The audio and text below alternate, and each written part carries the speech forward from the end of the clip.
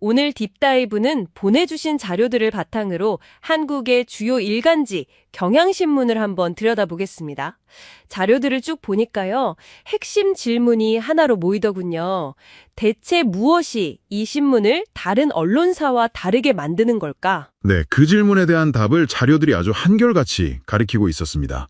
바로 소유 구조예요. 소유 구조요? 네. 경향신문이 1998년부터 굉장히 독특한 체제를 유지해왔거든요.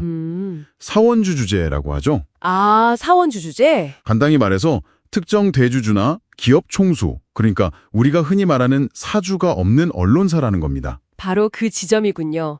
이번 딥다이브에서는 이 사주 없는 구조라는 독특한 DNA가 어떻게 헌정 위기 상황에서 누구도 예상 못한 대담한 보도로 이어졌는지, 그리고 또 이 신문의 신뢰성이 왜 단순하지 않은 그런 양면성을 갖게 됐는지 그 핵심을 한번 파헤쳐 보겠습니다.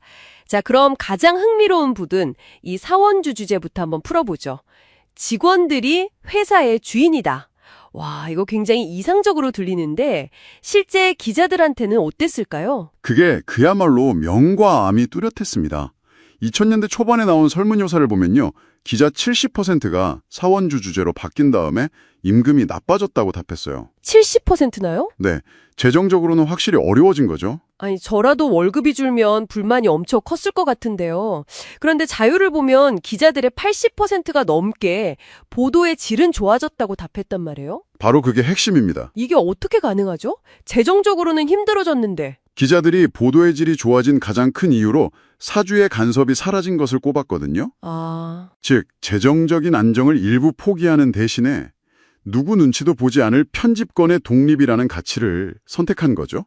일종의 트레이드 오프였던 셈입니다. 그렇게 얻어낸 편집권의 독립. 이게 실제로 어떻게 작동했는지 보여주는 결정적인 사건이 바로 12.3 비상계엄 사태였군요. 네, 맞습니다. 대통령이 비상계엄을 선포하고 계엄사령부가 포고령 위로를 발표하잖아요. 모든 언론은 통제를 받는다. 사실상 언론에 대한 사전검열 선언이었죠. 계엄군이 언론사를 통제하겠다.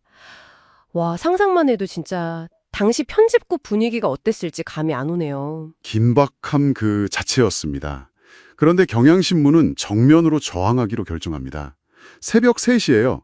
반헌법적인 계엄 선포, 국민에 대한 반역이다. 이런 제목의 사설을 온라인에 먼저 올려버립니다. 새벽 3시요. 네. 그리고 여기서 멈추지 않고요. 포고령을 어기고 15년 만에 호에, 그러니까 엑스트라 신문을 찍어서 발행하기로 결정해요. 이건 뭐 명백한 불복종 행위였죠. 와, 정면으로 불복종을 한 거군요. 다른 사업이 얽혀있는 사주가 있었다면? 절대 못했겠죠. 그쵸. 최고 권력자랑 이렇게 맞서는 결정은 정말 하기 힘들었을 텐데요. 바로 그 지점입니다. 바른 사업의 이익을 고려해야 할 사주가 없었기에 경향신문은 외부의 이해관계를 따지지 않고 언론 본연의 역할에만 집중하는 그런 고위험 의사결정을 내릴 수 있었던 거죠. 하지만 이런 독립성이 항상 긍정적인 결과로만 이어진 건 또 아니었습니다. 자료를 보면 큰 오보 사례도 눈에 띄는데요. 네, 장자연 지인 사칭 사건이 대표적입니다.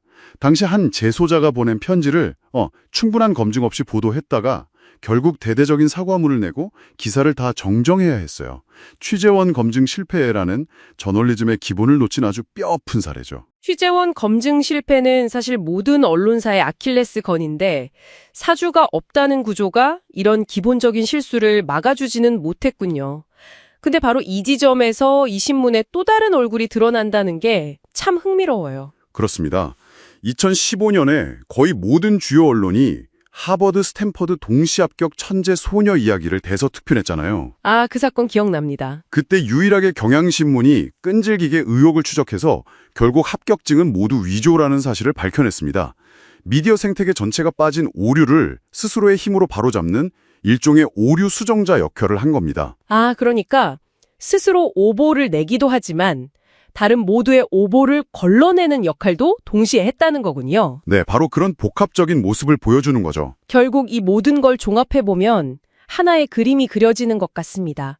오늘 딥다이브를 통해 본 경향신문은 사주 없는 소유 구조가 재정적 어려움이라는 그림자를 만들지만 동시에 권력에 대한 강력한 비판과 공익보도라는 빛을 만들어낸다. 뭐 이런 흥미로운 사례로 볼 수 있겠네요. 맞습니다. 국가적 위기 상황에서는 민주주의의 방어자 역할을 했고요. 평상시에는 미디어 생태계의 교정자 역할을 수행했지만 그 과정에서 또 스스로 중대한 실수를 저지르기도 하는 아주 입체적이고 복합적인 언론사인 셈이죠. 경향신문의 사례는 당신에게 이런 질문을 던집니다. 재정적 안정성을 일부 포기하면서 얻어낸 편집권의 독립. 과연 오늘날의 미디어 환경에서 진정으로 독립적인 언론을 위해 우리가 기꺼이 치러야 할 적절한 대가는 무엇일까요? 한번 생각해 보실 문제입니다. 오늘 슬기로운 언소주 생활 어떠셨어요? 여러분께 도움이 되었다면 좋아요 한 번, 그리고 구독으로 응원해 주세요.